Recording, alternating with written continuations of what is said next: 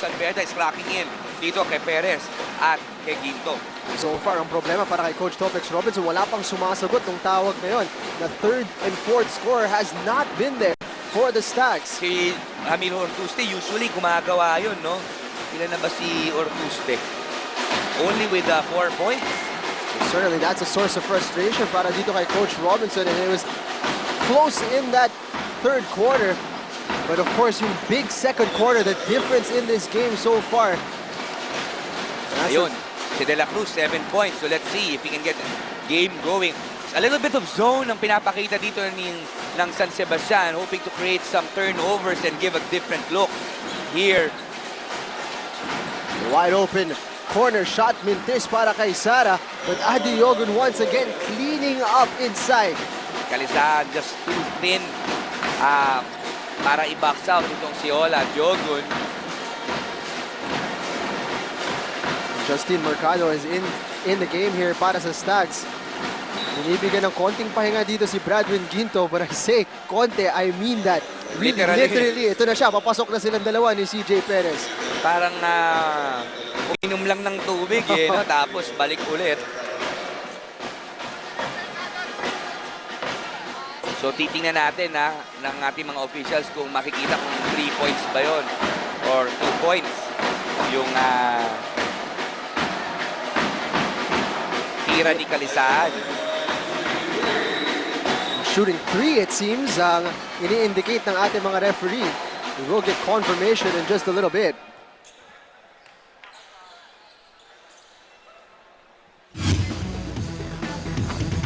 Tingnan natin.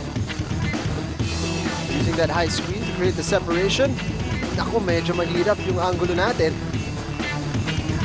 Yung cardinal rule na net foul jump shooters, na-violate. I mean, David Semeran, no? Siya yung 14. Kasi parehong copings eh.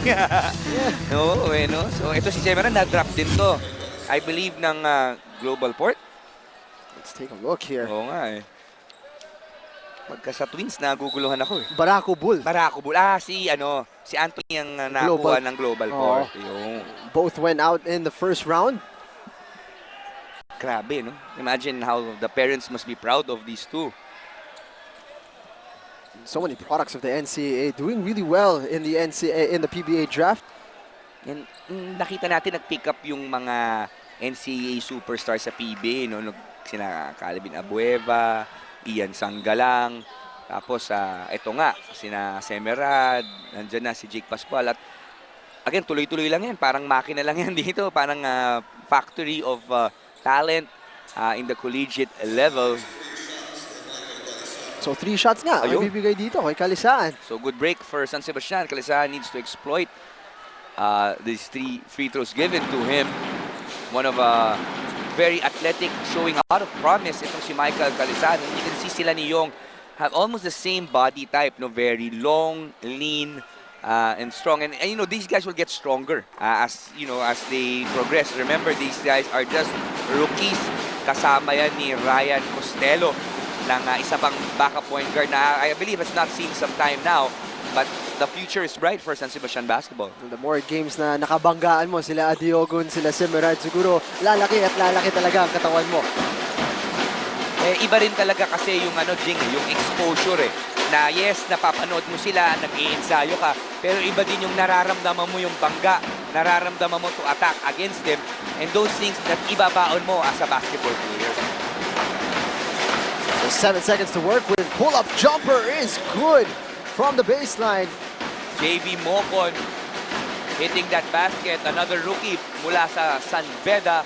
Red Cubs na ngayon ay Red Lion na.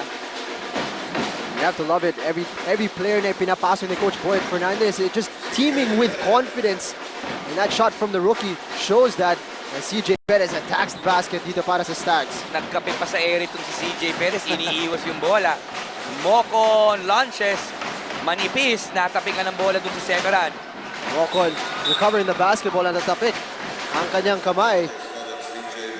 There is going to be a foul on the Stags here. Let's take a look at that move from CJ Perez. This slow-mo replay brought to you by Smart. Jump into an all-access passive awesomeness. Jump into Smart.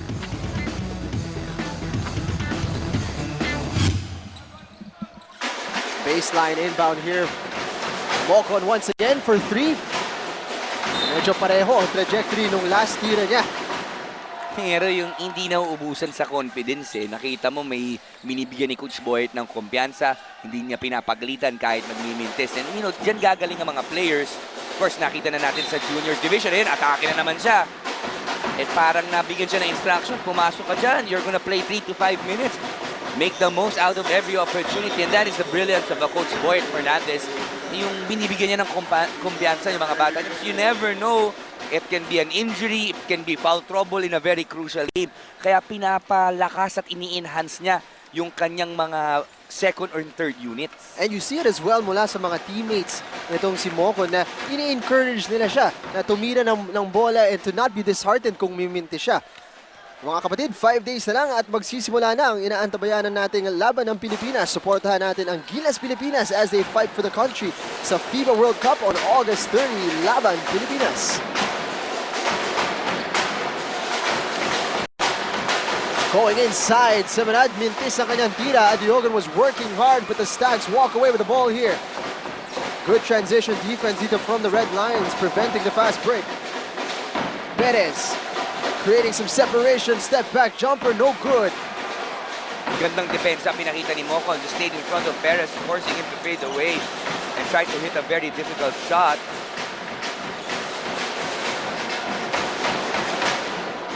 Semerad from the corner. Mintis sa kanyang 2-point shot. Whistle blown against San Beda here over the back. There will be a timeout on the floor. It's a 10-point advantage para sa San Beda minutes, but he has been producing the numbers here para kay Coach Boyet Fernandez.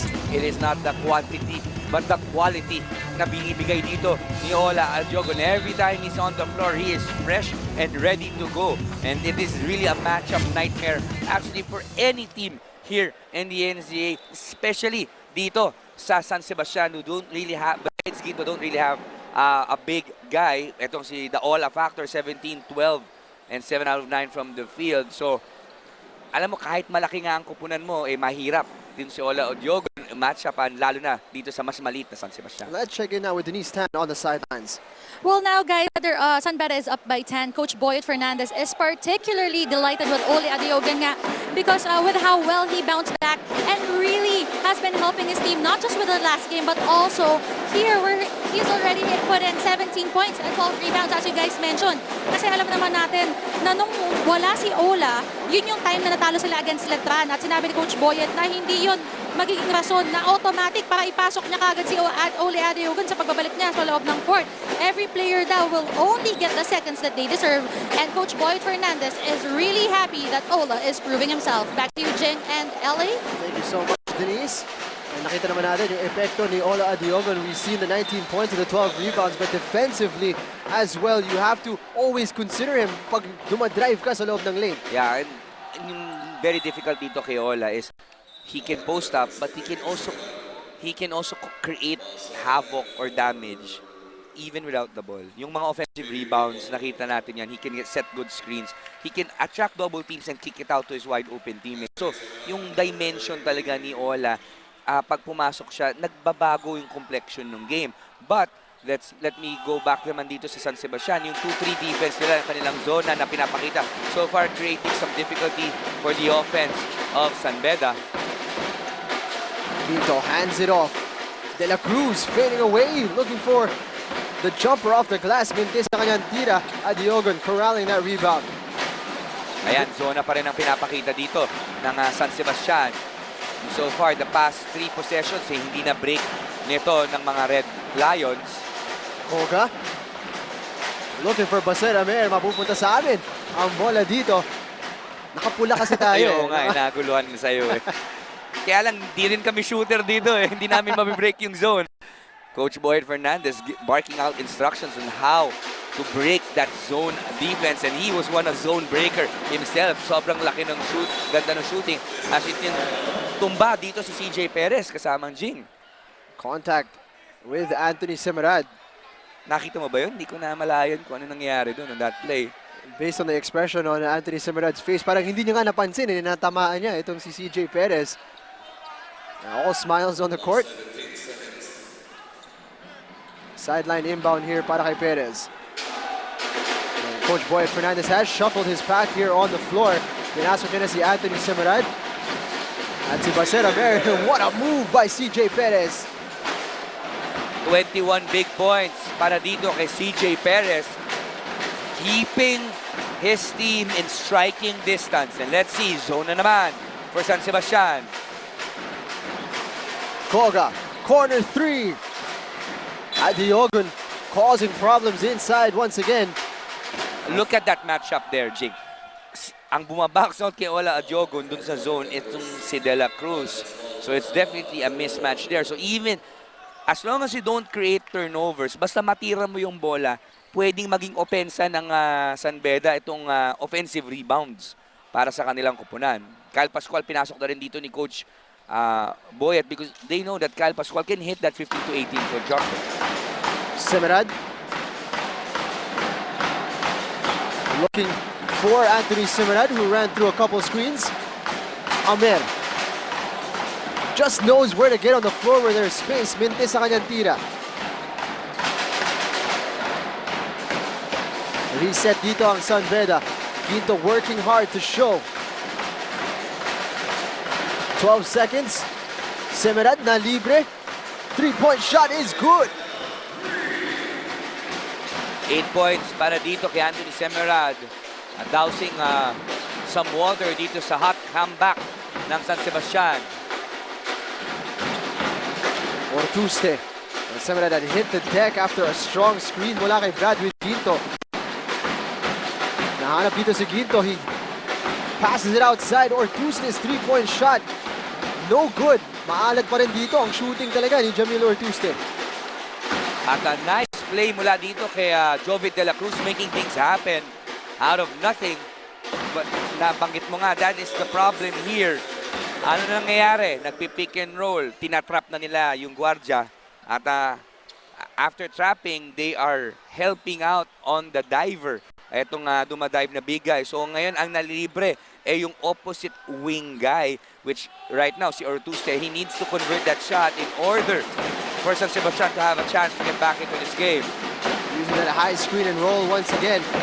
De La Cruz na libre. His shot off the glass is good. And that is exactly what I was talking about. Yun yung malilibre, yung other side of the wing. Ito si De La Cruz did not settle for a 3-point shot. Umatake siya doon for a nice back shot. Pascual, free throw jumper. Gets his own miss. Semerad gives it up to Amer. Isa-set niya ang play dito. Amer gives it up. Nahanap dito si De La Cruz inside. His little floater not converting. And he's gonna commit the foul in the backcourt. Kita natin, this game is actually a very close game. No? 9-point lead, 3-30 remaining here in the fourth. So again, within striking distance, crucial possession here for San Sebastian. Let's see where they go to. So far, it has been that pick and roll between Perez and Ginto. Perez receiving the basketball, gives it up right away. Ginto setting the high screen. De La Cruz gives it up to Yong Mintis Antira. Bradwin Ginto. Put back is good. 23 big ones for Bradwin Ginto. Working hard for that offensive rebound. A little over 3 minutes remaining. 3-possession game here. Natapik ang pasa ni Semerad. Fast break here for San Sebastian. Gives it up. Clever pass. Made Semerad commit before giving it up to De La Cruz. Nice point guard play. Heady play mula dito kay Ortuste. At itong zona ng San Sebastian causing headaches for San Beda here. It is just a 5-point game. Koga, pupukol. Sa kanyang tira. Pushing the pace once again are the Stags. Ortuste. Perez. Using that screen of Ginto. He's attacking Semerad. Finds some separation. Got the contact. He's heading to the line for 2. Explosive is how you describe etong si CJ Perez. His ability to change directions, no? Mahusay. Napakahusay gumamit ng ball screen. Napakagaling mag one-on-one. Alam mo, usually ang isang player Either magaling gumamit ng ball screen o magaling mag one-on-one. Pag makahanap ka ng isang player na kaya pareho, special player yon. And that is what CJ Perez is. Knocks down the first. Mga kapatid, sabay-sabay nating panoorin ang Kwentong Gilas episode na Gilas Training in Miami, August 27, 9:30 p.m. Dito lang po yan sa TV5.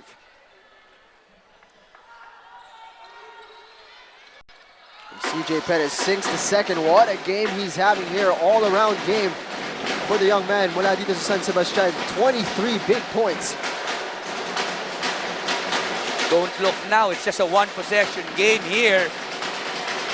Amer knocks down the three-point shot. Wow, clutch performer. When you need him, he's always there.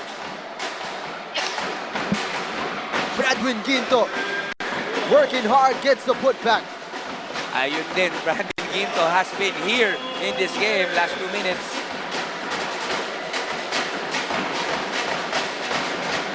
Koga. 4-point advantage dito para sa San Sebastian. Amer, bumitaw na naman, just rattles out. De La Cruz gets the second opportunity para sa Red Lions. Ito mga veterano, stepping up to the plate here.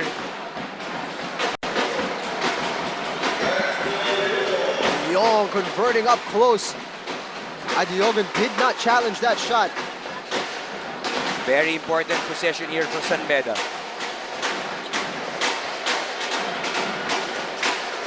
Swinging it over once again to Amer. Ibinigay dito kay De La Cruz. His favorite shot, and he knocks it down. 6-point lead dito para sa Red Lions. Ortuste umaatake. Mintis sa kanyang floater. Kung sasagutin niya sana yung tira ni Art De La Cruz. A very similar shot. Koga.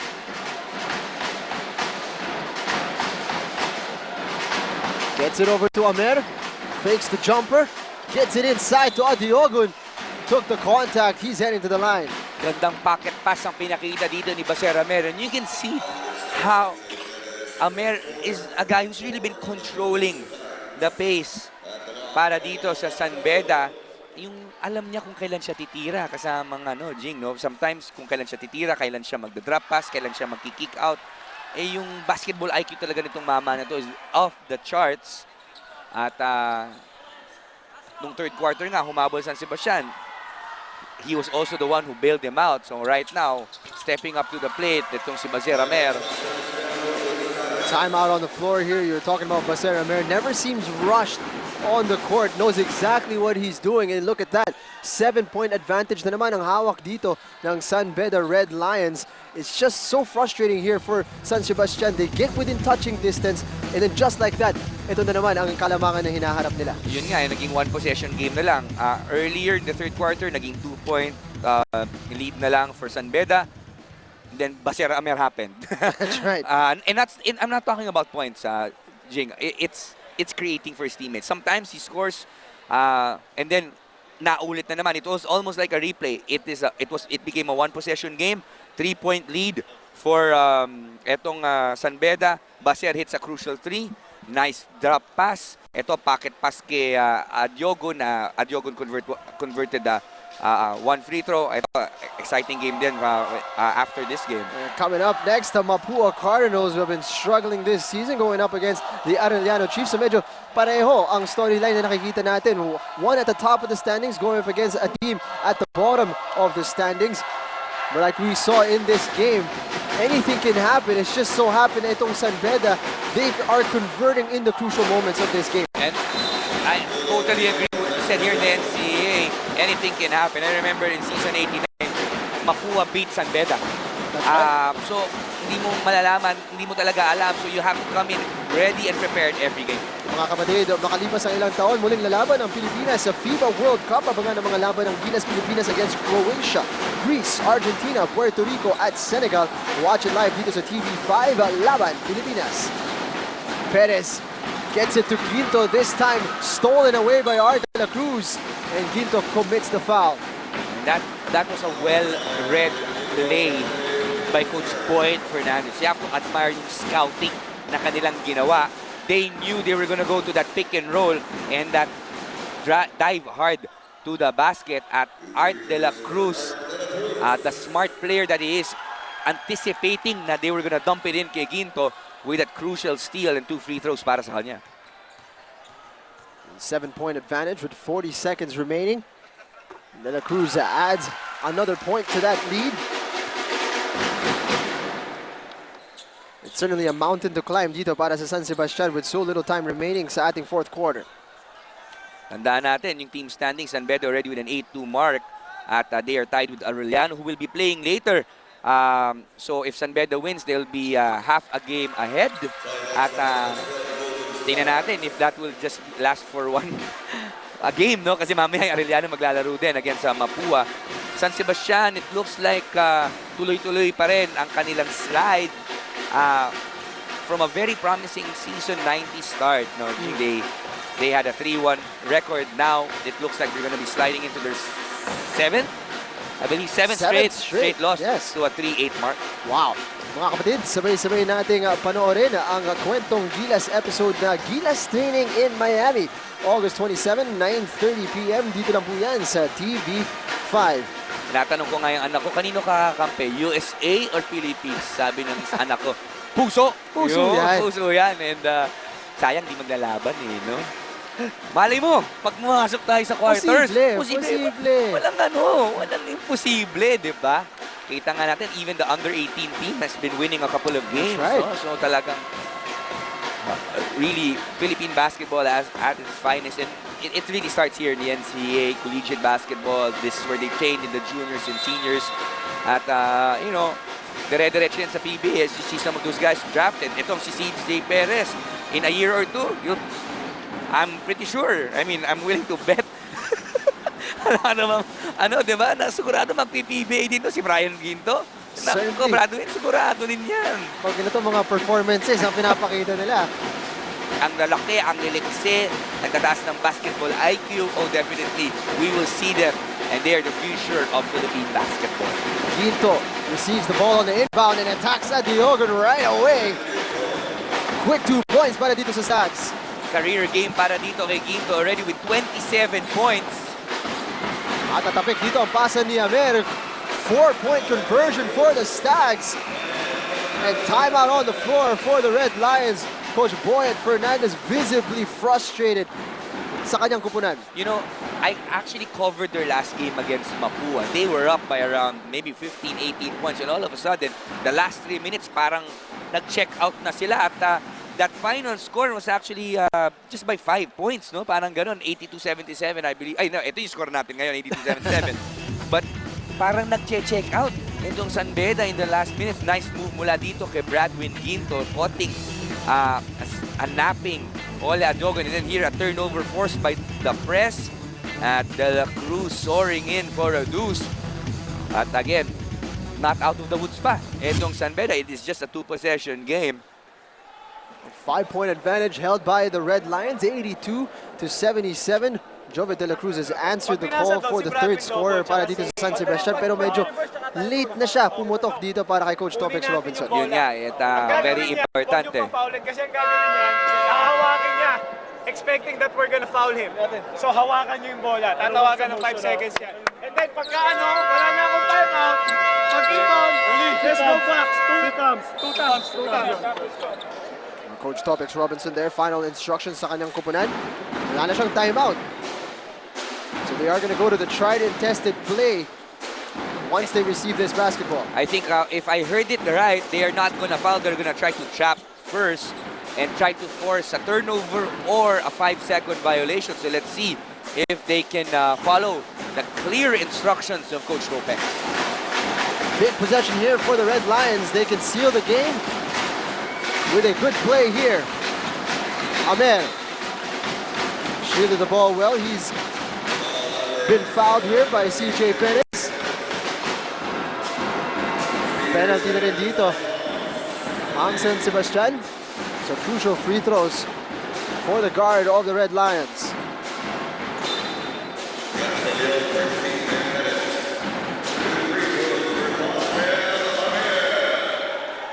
Five fouls na itong si CJ Perez, compounding the woes of San Sebastian.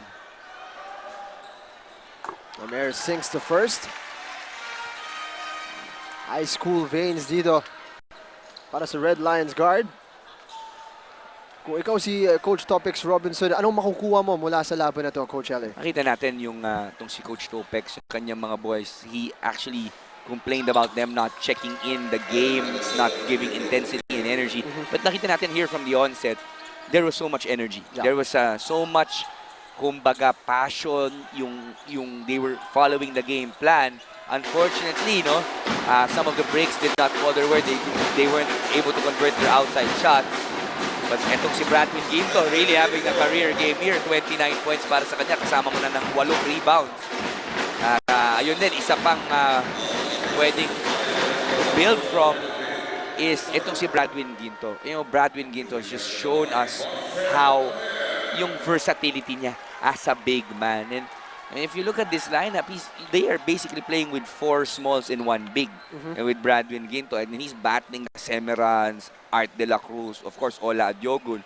And he has done a yeoman's job. Kumbaga, we actually expected baka mapagod to kakataho, pero hanggang ngayon tuloy-tuloy pa rin, Jing, no? So, building with Ginto, Perez, of course, stepped up. Pero yung Ortuste, etong si Ortuste, siya yung parang nawawalan piece, no? Right. You know, and of course, the defense of San Beda, nakita mo, from ball screen, tinatrap siya. So, defense have been keying on him, nakikilala na siya as one of the sparks and leaders of San Sebastian. So, it's up to him to personally adjust his game so that he can have better games helping his team moving forward. And San Beda will hold on to the basketball as the clock ticks away.